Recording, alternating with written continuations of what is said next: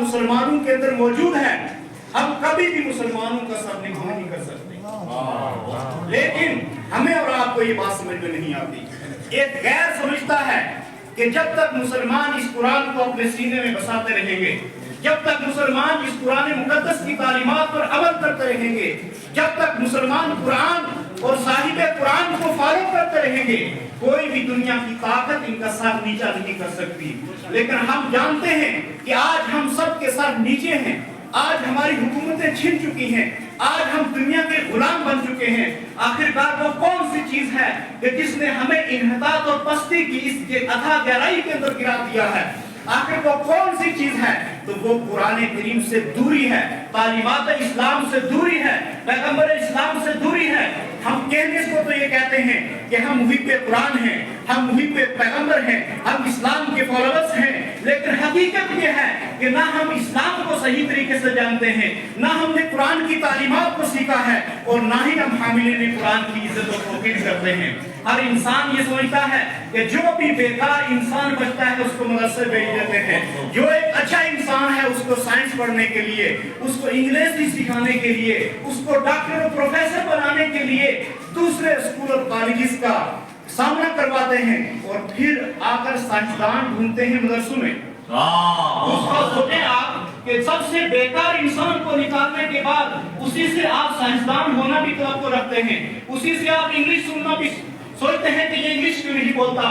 آپ ذرا خود سوچیں کہ جس نکمے اور نکالے کو آپ نے اپنے گھر میں نہیں رکھا، نکال کر کے مولویوں کو سپرد کر دیا، تو پھر اللہ رب العالمین کے فضل کی جانب جب اس نے ایک قدم بڑھایا تو پروردگار کی رحمت نے اس کی جانب 10 قدم بڑھا کر کے اس کو نواز دیا۔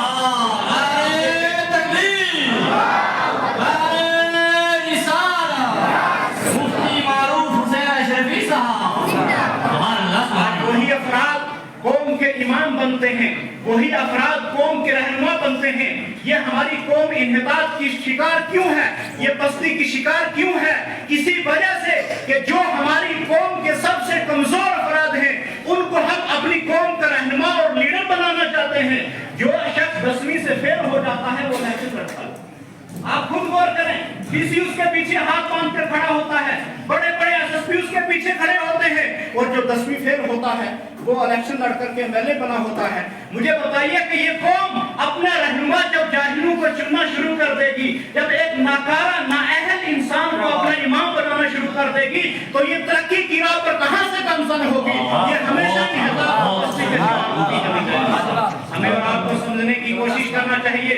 حضرات گرامی القدر، یہ حاملین قرآن وہ ہیں جن کی عزت، جن کی توقیر اللہ کی نظر میں بہت بڑی عزت ہے، بہت بڑی توقیر ہے۔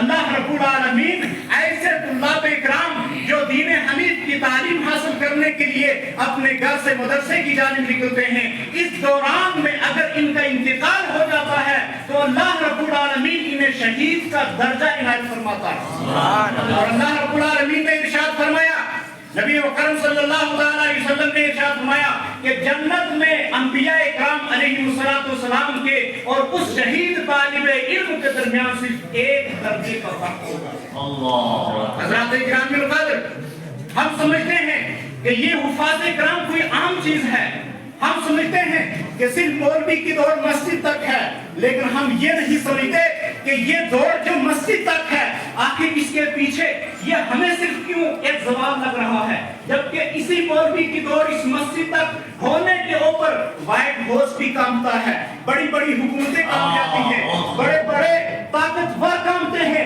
آخر کیوں ساری دنیا کہتی ہے ہمیں مدارس سے خطرہ ہے؟ آخر کیوں ساری دنیا کہتی ہے ہمیں علماء سے خطرہ ہے؟ آخر کیوں ساری قوم کہتی ہے کہ ہمیں مساجد اور مدارس سے خطرہ ہے؟ آخر ان کی نظر میں کچھ تو ہے۔ وہ سارے کے سارے جانتے ہیں کہ جب تک یہ ٹوٹی ہوئی چٹائی کے اوپر بیٹھ کر کے قال اللہ و قال رسول پڑھانے والا مولوی درویش جب تک یہ موجود ہوگا، ہماری بدماشیاں، ہماری عریانیت کبھی بھی مسلمانوں کے دلوں میں یہ جگہ ہمیشہ یہ آپ سے اوپر چلیں گے۔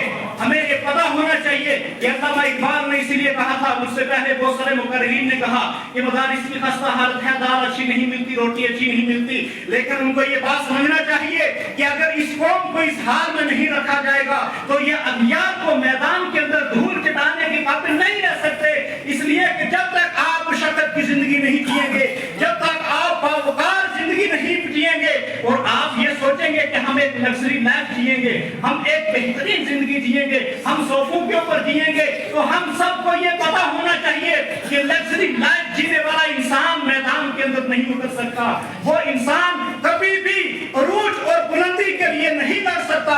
یہی وہ قومیں ہیں کہ جو کبھی بھی مسلمانوں کو پستی کا شکار نہیں ہونے دیتی۔ اللہ رب العالمین ہمیں اور آپ کو سننے سے تعمیر خیر کی توفیق عطا فرمائے۔ السلام علیکم ورحمۃ اللہ تعالی وبرکاتہ۔